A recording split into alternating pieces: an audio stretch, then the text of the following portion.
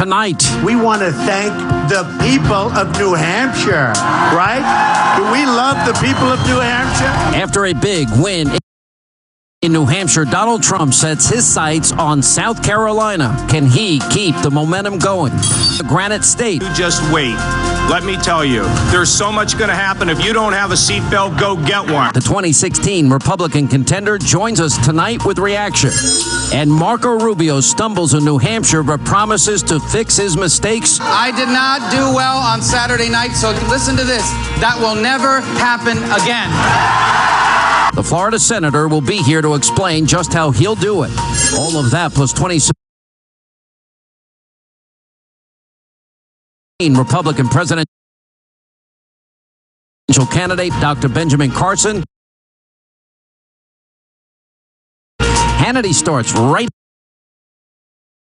now. And welcome to Hannity, and tonight the race for the momentum. Again, we don't win on trade. We don't win with the military. We can't beat ISIS. We don't win with anything. We are going to start winning again, and we're going to win so much. You are going to be so happy. And then earlier tonight, Trump told our colleague Greta Van Susteren why he thinks his message is resonating so well with voters. Take a look. We've really hit a chord, and, you know, we're talking about border security. We're talking about the military, the vets, and, you know, things that are pretty generic to no matter where you are. I'm leading over the nation, throughout the nation. I'm leading, and that's a great honor. And I don't think too much. Really strong military, great trade deals. You know, something I've been talking about right from the beginning. We want really great trade deals, which we don't have now. We lose hundreds and hundreds of billions of dollars on trade.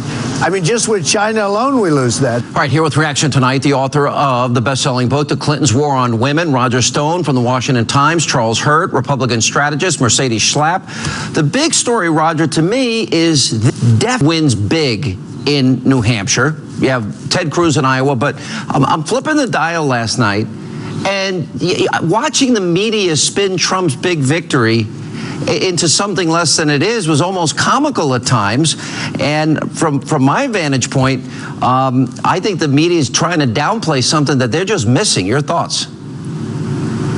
Yeah, I think the Trump phenomena it's a natural uprising at the grassroots. I mean, frankly, I don't think the ground game mattered in New Hampshire.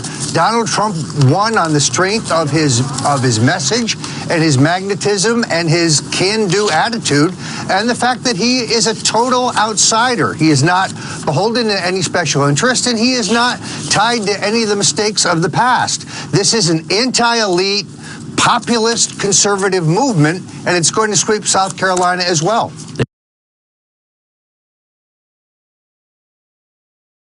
Yeah, I mean, going into South Carolina, he's got a 16-point lead according to the Real Clear Politics average. I would assume that number may go up, that he should have a bump out of New Hampshire. A friend in New York talks about among New Hampshire establishment elites back in January.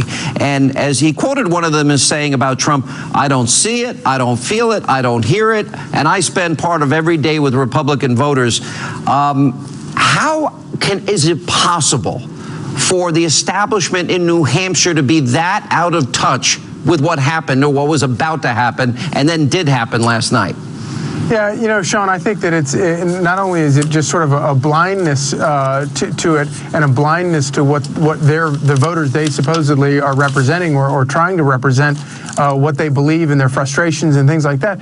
But it's also, I think it's willful. I think it's honestly, they're terrified of what they see and what they hear. They're terrified with how dissatisfied, especially conservatives, especially Republican voters are with the way Republicans and obviously Democrats as well, the way everyone in Washington, the way this town runs. And I think in Iowa and also in New Hampshire and obviously here in Washington, D.C., I think the establishment folks are just terrified, and it's like they put their head in the sand. And, you know, we saw it after Iowa where, you know, Trump came out of Iowa with a tremendous second place finish in Iowa. And the way the media spun that and the establishment spun that, they just pretended it didn't happen. They pretended he didn't do well. Yeah. And then last night it was like they were totally unprepared for it. Yeah. All right, Mercedes, let me go over some of the numbers with you. Trump won among men. He won among women. He won every age group. He won among every ideology. He won among people who've gone to college and people that have not gone to college. He won big among men 3-1, by women 2-1, among voters under 30 2-1, and he won 40% of those who hadn't attended college and a third of those who did. I mean, a pretty overwhelming victory. Do you see this carrying into these other states? Well, not only is it overwhelming, Sean, it's historic what we saw in New Hampshire, where not only on the Republican side, but on the Democrat side, too, we saw two outsiders basically take over. And what does this show? We see the weakening in our two-party system, basically. And here's what we're seeing. His momentum, Trump's momentum to line up. I tell you, Cruz is on his tail because he is going to be able to, he has a very strong ground game there. He has a strong data analysis in that area. He is also courting Christian voters, which we know make up a large portion of that electorate in South Carolina. So Trump is going in strong, but there you've got Ted Cruz and his coattails, and don't discount Marco Rubio or even Jeb Bush. They're all in play at this point, but again, the momentum is on Trump's side. As we lay out and look at the South Carolina electorate, you've got 66% that identify themselves as evangelical, especially in the middle and northwestern part of the state. Heavy evangelical numbers that are up there. Now, I agree with your analysis, Mercedes. I think this is going to come down to Trump versus Cruz. And both, I think last night was a win for Cruz in the sense he spent little time and little money in the state of New Hampshire, and this being an insurgency year, he came in third. Do we have the battle of the ads has already begun? Let's play Trump's ad, and we'll follow it up with Cruz's ad. What kind of man talks from both sides of his mouth on amnesty for illegals on national television and still denies it? Who took more than $1 million in sweetheart loans from Wall Street banks and fails to disclose them as required by law? Who runs a campaign accused of dirty tricks that tried to sabotage Ben Carson with false rumors? Ted Cruz, the worst kind of Washington insider who just can't be trusted. Look, I got the Trump action figure. No, wait, it's he. What does he do? He pretends to be a Republican. I like bailouts for the banks. Too big to fail. I gave money to Pelosi, Reid, and Anthony Weiner. Hey, Hillary, I'll give you money to be my friend. Check out my house, Mr. Trump. That's a lousy house. I'm gonna take your house with eminent domain and park my limos there. Eminent domain!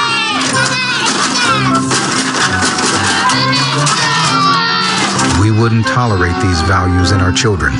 Why would we want them in a president? All right, is that a preview of coming attractions, Roger Stone, for the next 10 days?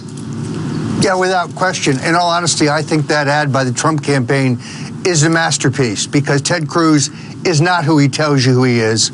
And I think it will be devastating. I'll say one other thing. Unlike New Hampshire, unlike Iowa, I know the people running the ground game in South Carolina for Donald Trump. They are acolytes of the late Lee Atwater. They are real professionals. They have excellent targeting. They know what they are doing. Trump will not be out-campaigned in South Carolina. So you'll say he won't make the Iowa ground game mistake. You think he has a ground game in South Carolina? Absolutely not. The folks running the Palmetto State for Donald Trump are first-rate operatives. They know what they're doing. They're deeply experienced, and they're ahead of the game organizationally. Charlie, who wins the battle of the beginning of the ad wars here? Well, I think that anytime, I think the eminent domain attack on Donald Trump is fair game. And I think that, it's something I have strong disagreements with him about. But if you're a Republican attacking him, trying to explain to voters about eminent domain and where he got it wrong, and you're losing that. You're losing that argument. But the other big difference you got to remember with South Carolina and Iowa, people, the media love to point perform. You got to be a straight Republican. Well, it's a primary in South Carolina, but it's an open primary, meaning that Democrats and Republicans can cross over. And that helps. That only helps Donald Trump in a place like Mercedes, South Carolina. do you agree with that? And do you think it really is coming down to Trump versus Cruz in South Carolina? I think it's coming down to Trump versus Cruz, but I do want to say this next debate is going to be very important for Marco Rubio in particular in making sure he doesn't make another mistake, because he's hoping to then build his support in South Carolina in that establishment lane, right? Yeah. But right now what we're seeing is this fight to see who's the purest conservative. So Ted Cruz came out today saying, you know, I'm the real conservative. I'm the one that can beat Donald Trump. And that's where he's going with his campaign. So it's going to be very interesting to see how this shakes out with Donald Trump, I think, with great momentum at this point. But again, Ted Cruz really can build out his Christian evangelical base in that area. And it's just going to be a real tight race South Carolina, more representative, maybe what in New Hampshire is, but Roger's saying, well, Trump's not going to make the same mistake in organization and ground game. All right, last question. Roger Stone, you have started a super PAC. Am I correct? I think it's a super PAC against Hillary, and it talks the women that Donald Trump said had been abused by Bill Clinton and enabled by Hillary Clinton. Just tell us real quickly. We have about 30 seconds. What it's about. Sure. I think it's very important that the women who've been victimized by both Bill and Hillary Clinton be allowed to tell their story. They were suppressed in the 1980s. Their story wasn't told by very few journalists. One of the few was you, Sean. So now I say, let the women tell their own story. And as Hillary says, let the voters decide. You know, and there's been a whole generation of people voting now that don't know the name Kathleen Willey or Paula Jones or Jennifer Flowers, or they may know Monica Lewinsky or Juanita Broderick. So, all right, guys, good to see you all. Appreciate it. Thank you. Thank you, Sean. And coming up next tonight right here on Hannity. You just wait. Let me tell you, there's so much going to happen if you don't. After a very strong second-place show, the president reaction. Plus, you won't believe Hillary Clinton's new tactic to try and fight off Socialist Senator Bernie Sanders. More tonight, right here on Hannity. Live from America's News headquarters, I'm Jackie Ibanez. Republican presidential hopefuls Carly Fiorina and Chris Christie are calling it quits. Their decision to drop out follows poor performances in yesterday's New Hampshire primary. Christie finished in 6th place. Fiorina finished in 7th. 2 sheriff's deputies shot dead during an altercation at a shopping center in Abingdon, Maryland. One of the deputies was shot inside a crowded restaurant after responding to a call of an unruly man. The other died of wounds suffered in a shootout. The gunman was also killed. The passengers of a cruise ship that got caught in a major winter storm is now back in New Jersey. Royal Caribbean's Anthem of the Seas was heading to the Bahamas when powerful winds and waves tossed that vessel around. 4 passengers reported minor injuries, and the ship suffered some damage. I'm Jackie Ibanez. Now back to Hannity. Remember, for all your headlines, log on to foxnews.com.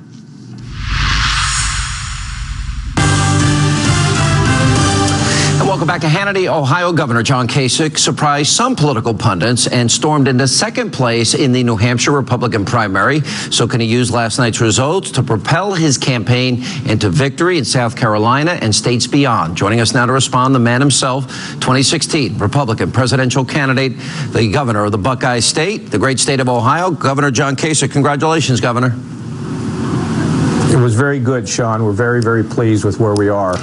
Strategically, I was kind of giving you a little bit of a hard time because you didn't spend a lot of time in Iowa, weren't expecting good results there, but you did spend the time in New Hampshire.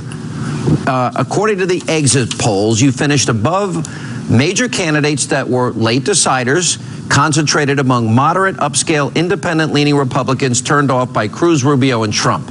What does that mean to you? Well, I haven't seen all the exit polls.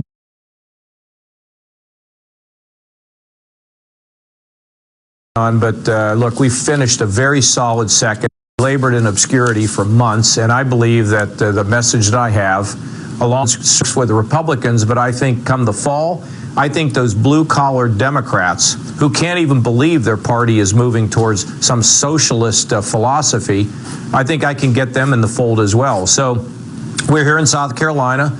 We'll work hard here. We're very plucky in terms of being a team. We're scrappy. We're going to move around here. And then, you know, we're going to move on. And I can't wait to get to the Deep South and places like Mississippi, Alabama. We have the governor of Alabama, Trent Lott, Mississippi. We're building things in Tennessee. And then, you know, at some point we get to Michigan. You know, I'm looking forward to going to Michigan, Illinois, Ohio, Pennsylvania. These are places where I can do well. So, Sean, we just keep plugging one foot in front of the other and just keep doing our job. I was flipping around the dials last night, and everyone likes to give their snapshot analysis. And here, meanwhile, you came in second in a very crowded field, and obviously a good night for you. And people say, oh, but he can't do well in South Carolina. And already your fellow candidates are attacking you with that. What's your answer to that?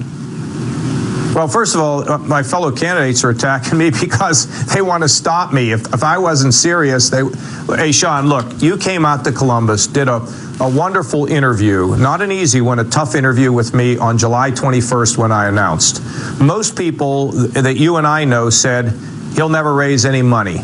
Then they said he'll never get to the debates. Then they said he'll never get to New Hampshire. Then I finished second. Now they say, oh, well, you know, that doesn't mean anything.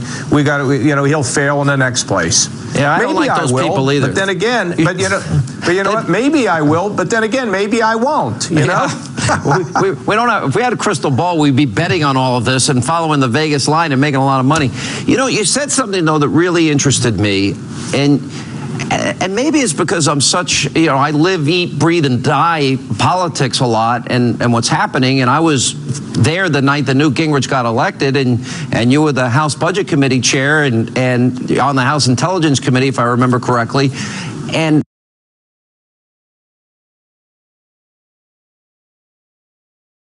I remember when you put together that budget and how controversial it was, and how the government shut down twice, and Bill Clinton was the president.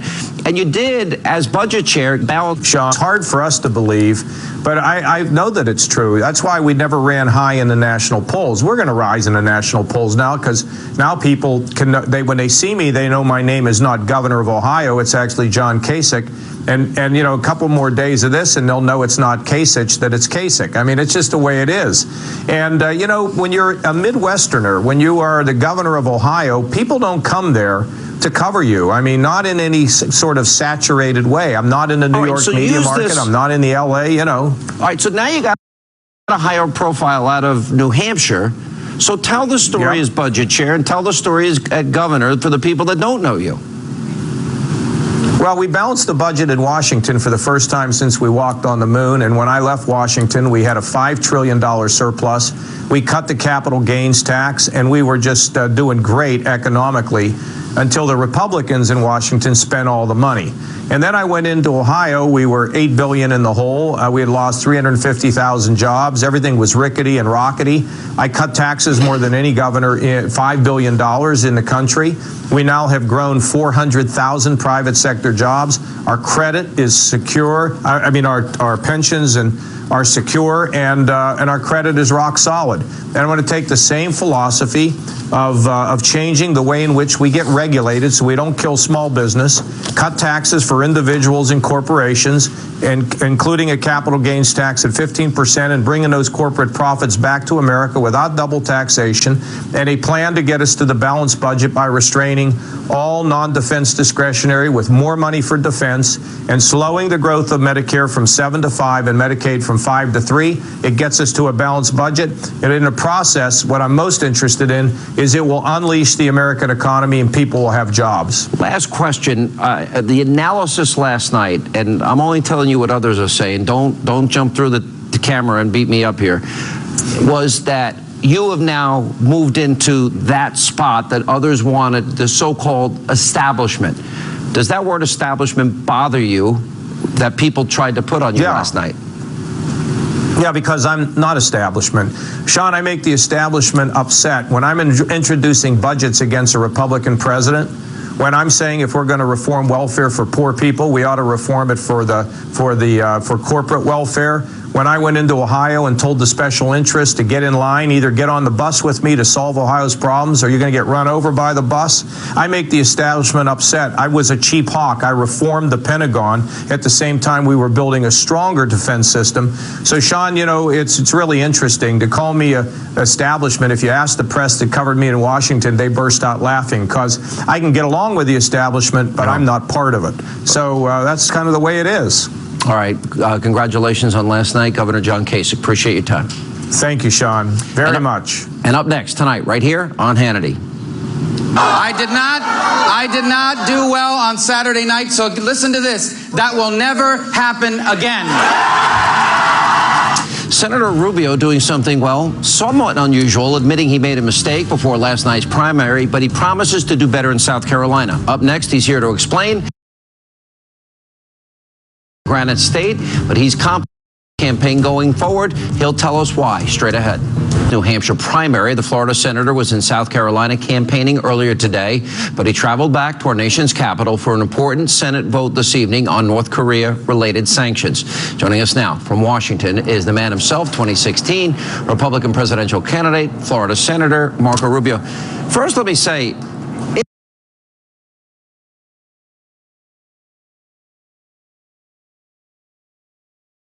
it's honestly really refreshing for a politician to say it's on me, and I really give you a lot of credit for that. Hampshire would have done better that we did. It wasn't their fault. You know, I made a decision on the stage on Saturday night at the debate, and it created a problem for us. It created a distraction that we couldn't spend the last 72 hours closing our campaign. And it was my fault because of the decision I made. What I wanted to do, Sean, is I wanted to avoid Republican on Republican violence. I didn't want to be on that debate stage screaming back and forth with another Republican, with Chris Christie at the time. And so I tried to pivot back to what I think is a very important truth, and that is that Barack Obama is someone who is doing a very systematic effort to undermine and change the nature of our government's role in our country and America's role in the world. And unfortunately, you know, that played into a narrative that he had been driving all week, and it allowed a distraction to be created, and so we couldn't close our campaign strong, and that was on me. I gotta it be won't honest. happen again. But I agree with you, though. I think Obama knows exactly what he's doing. An indoctrinated Marshall Davis, a Linskyite disciple, an Acorn organizer, went to the Church of G.D. America and Reverend Wright. He's friends with Ayers and a little bit more liberal, the Republicans more conservative, but pretty much about the same. And that's how we lose elections. People have to understand that what's happening now, they know what they're doing. He is undermining this country. He's undermining our government's role in our society in terms of, and he's doing damage, real damage. So we have to confront it as the truth. And I think the question is, why aren't more people saying that? You know, look, I've given a lot of speeches, and there were certain times during book tours I give a speech, maybe similar to a stump speech. I go to the same city. I don't use notes when I speak, but I say the same things. I do the same jokes. Every candidate does that, and you seem to have been singled out. Does that bother you? In other words, singled out for using the same lines? Well, first of all, it's silly because, yes, it may be the 80th time that reporter heard it, but if I'm at a town hall in Iowa or in New Hampshire, that might be the only time that those people hear it. It's not like they follow me around the way the press corps does. Of course you say the same thing in a lot of places because you have a message that you're trying to drive, and it may be the 100th time that a member of the press corps heard it, but it might be the first and only time that that voter gets to hear it. Number two, I don't get it because traditionally in politics where you get attacked is for changing your message, for saying one thing in one place and something different in another. That's a good point. In this case, you say the same thing, and that's a problem. Do you wish you fought back harder against Christie? Because I actually thought Christie was a little too harsh. Yeah, what I should have done is basically pivoted back and pointed to his record. You know, I understand he's dropped out of the race, so that's beside the point now. But I should have dropped, pivoted and talked about his record. But Sean, here's what I think and what I know: that when Republicans are doing this stuff to each other, the Democrats are sitting on the side just cheering. They love it. They love this stuff. They love to see it. They love to see the media pit us against each other because it's doing their dirty work. One final question: going forward, some people say this was a big setback for your campaign. You're going to South Carolina, you got Nevada. Walk us through your path, how you see victory for the presidency, for the nomination. Well, first, let's put things in perspective. We did not finish as strongly as we wanted to in New Hampshire. That said, we left New Hampshire with as many delegates as the third and the fourth place finisher. So that's number one. Number two, there are people that finished ahead of me. In the case of Governor Kasich, who I congratulate, he did very well. And Governor Bush spent close to $40 million in New Hampshire, about a tenth of that or a quarter of that attacking me directly. He made the state his primary focus, and in case of Governor Kasich, he made it his only focus. So I think we have to put some perspective here. here. We finished within 1,000 votes of doing much better, 1,500 votes against someone who spent 4 times as much as we did. So, and we left as many delegates. Now we go to South Carolina. It is a conservative Republican primary, a conservative state, and I look forward to that because that's the environment that we do well in. I'm as conservative as anyone in this race, and I'm the conservative that can unite our party and grow our movement. All right, Senator Rubio, always good to see you. 10 days until South Carolina. Appreciate your time. Absolutely. Thanks, Sean. All right, when we come back, Dr. Benjamin Carson did not have a good night in New Hampshire. He's here to explain the state of his campaign. And later, Hillary Clinton turns to racial politics after getting crushed by Bernie Sanders last night in New Hampshire. That and more tonight on Hannity. Finished as well as he hoped for in New Hampshire, but he is not disillusioned. The Carson campaign continues on in South Carolina, where the next Republican primary is only 10 days away. Joining us now from the Palmetto State 2016 Republican presidential candidate, Dr. Ben Carson. Sir, how are you? Doing well, Sean. Thank you. All right, you had a very respectable double-digit finish in Iowa. Last night didn't go the way you wanted. Do you see for yourself a path where you believe you can win the nomination? Absolutely. I still have millions of supporters on Facebook. We have a lot of people who continue to make donations, and they're saying, please, please, please, please don't drop out.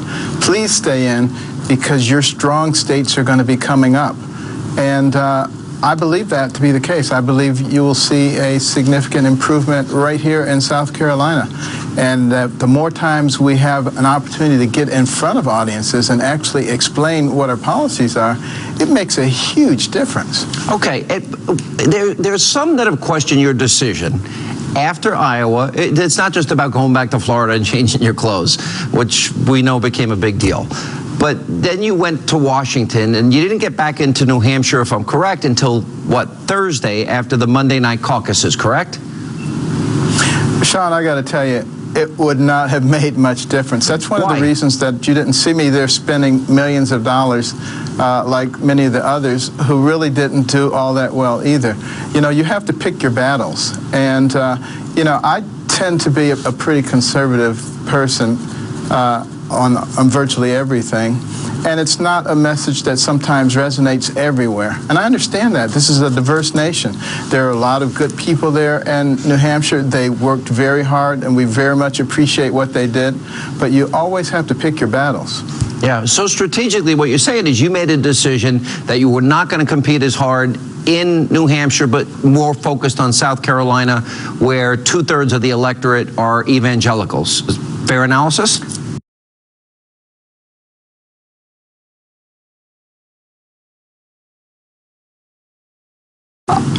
I believe that our message is going to resonate extremely strongly here in South Carolina and in a number of other states that are... That fair statement?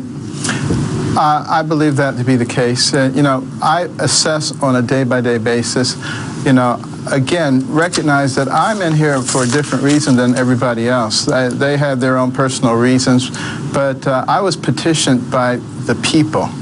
I'm a member of We the People, and as long as I have the support of We the People, I will continue to go, particularly with them saying, please don't drop out. Yeah.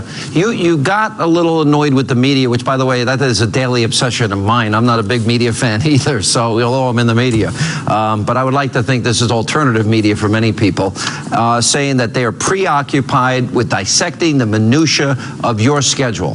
So you felt it was unfair that they should have figured out that you weren't really competing in New Hampshire and that your plan is a little different than what other candidates are. For example, John Kasich didn't really compete in Iowa. Right. And also, wouldn't it be cool if they actually recognize that we have a lot of severe issues going on right now? This is the first generation expected not to do better than their parents. And that's going to be a continuing trend unless we do something to change it. They say it's the new normal, but it's not normal at all. We have to change that. We have to change, our position in the world. We have to be proactive in the way that we do things. This is a very dangerous world we live in. There's so many issues that they need to be concentrating on. Why do they get so involved in these little minute things that don't mean anything? I've asked you and I'll ask you again. Prioritize. If you got elected president, tell everybody what your first 100 days would be like. Well, first thing I would do, talking to a joint session of Congress is tell them, I'm not signing anything that borrows from the future.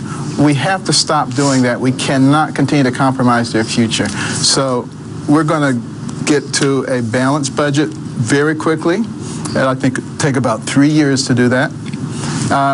If the only thing you do is not increase the federal spending, just that one simple thing. We're going to do a lot more than that because the government is very big and very bloated. So the next thing I'm going to do is start reducing that 4.1 million federal employees. And I'll do it by attrition. You know, tens of thousands retire each year. There's absolutely no reason to replace them. We can shift people where they need to be. I would call in the directors of all those agencies, 645 federal agencies and sub-agencies, and say, cut your budget by 2 to 3%, or resign, whichever is easier for you. We'll get a replacement for you. Last and question. Do it in a way that the people won't feel it. I understand that Ted Cruz wanted to meet with you and talk with you at the debate last weekend. Is that settled in your mind? I haven't had a chance to really sit down with him yet, but, you know, I said it was settled several days ago. You know, all the evidence is there for people to see. They can make their own decisions about what was done. But I will say, you know, having heard from some of our volunteers how devastated they were when they heard that news, and they were out at all the precincts to talk to people, and then you get that crushing news, it kind of deflates your enthusiasm a little bit. All right. Dr. Carson, always good to have you. Thank you for being with us. A pleasure. Thank you, Sean. And coming up next tonight, right here on Hannity. African-American parents shouldn't have to worry that their children will be harassed, humiliated, even shot because of the color of their skin. All right, after getting totally rocked by Bernie Sanders in New Hampshire, Hillary Clinton is now using the race card in a pretty desperate attempt to save her failing campaign. Our panel will have reaction coming up next. That and more tonight as we continue. For 2016 Democratic presidential candidate Hillary Clinton. Now, she lost the New Hampshire primary by a wide margin to self-proclaimed socialist Bernie Sanders. Now, after her disastrous and embarrassing defeat in an attempt to boost her polls in South Carolina, well, Clinton broke out her trusty race card. Watch this. We also have to break through the barriers of bigotry. African American parents shouldn't have to worry that their children will be harassed, humiliated, even shot because of the color of their skin. Knock on the door. And that's not all. Last night, Clinton's campaign manager sent out a memo that reads in part, quote, "It will be very difficult, if not impossible, for a Democrat to win the nomination without strong levels of support among African American and Hispanic voters." It goes on to read, Hillary's high levels of support in the African American and Hispanic communities are well known. She has maintained a wide double-digit lead over Senator Sanders among minority voters in national surveys and in states where African American and Hispanic voters make up a large share of the electorate. And following the New Hampshire victory, Bernie Sanders, well, he made a stop in Harlem today to meet none other with the Reverend Al Sharpton. All right, joining us now is the chairman of the Tea Party Forward, which is Niger Innis, Fox News contributor, radio talk show host Leslie Marshall, political commentator Eric Custer. Really, is that what you're going to do? You're going to go straight to Al Sharpton. Let's go kiss the ring.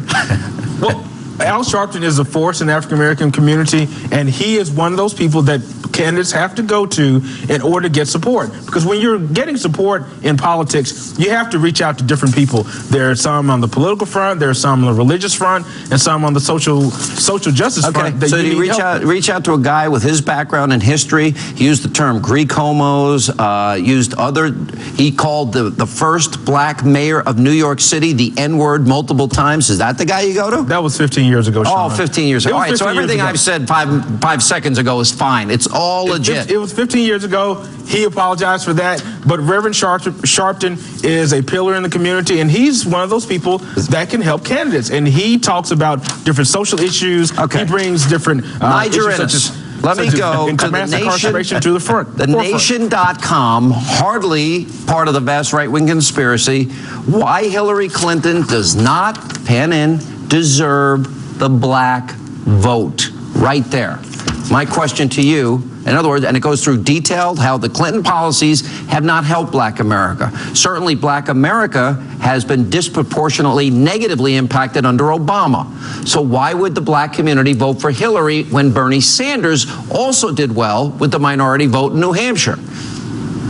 I think there's no question about it. And actually, let me take a moment to shock Eric and actually agree with him. I think that the Democratic Party needs to replace the logo or their symbol of the donkey with Al Sharpton, because he's the perfect reflection of progressive politics and the Democratic Party today. But, you know, to be quite frank, after 7 years of hope and change,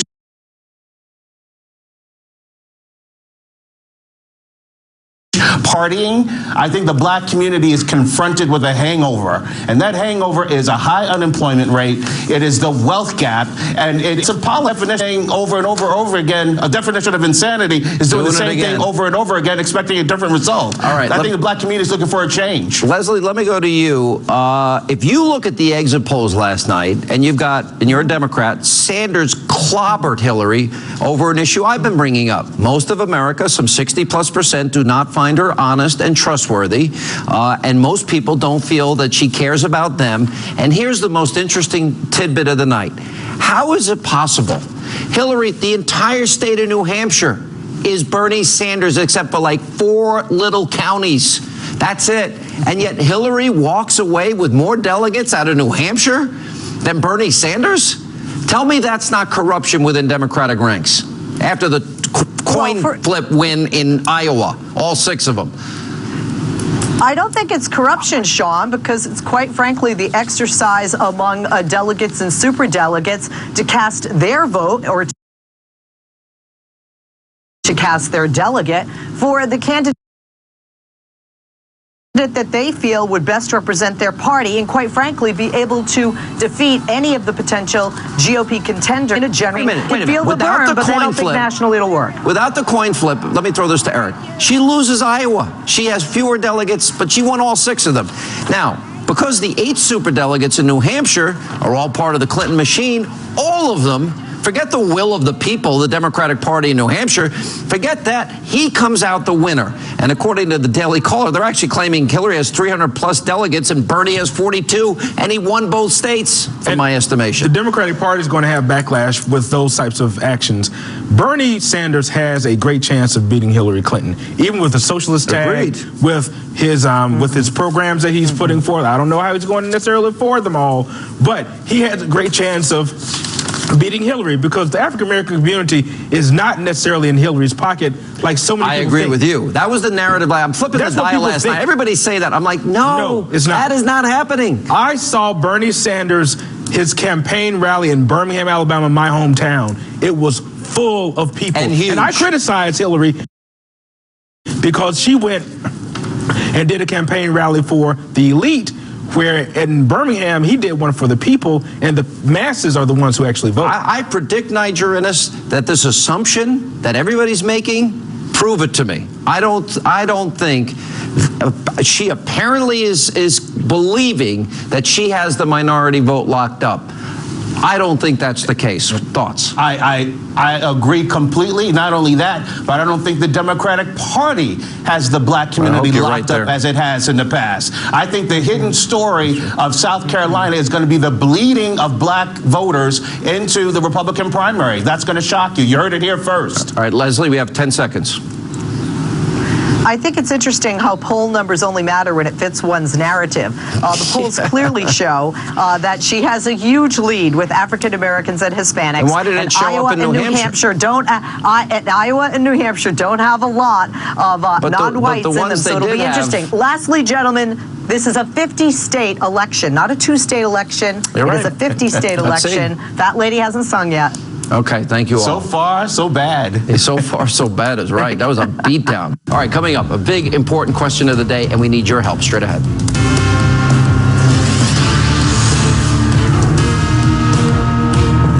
Sean Hannity, at Sean Hannity on Twitter. Let us know what you think. We always love hearing from you. That's all the time we have left this evening. As always, thanks for being with us. We'll see you back here tomorrow night.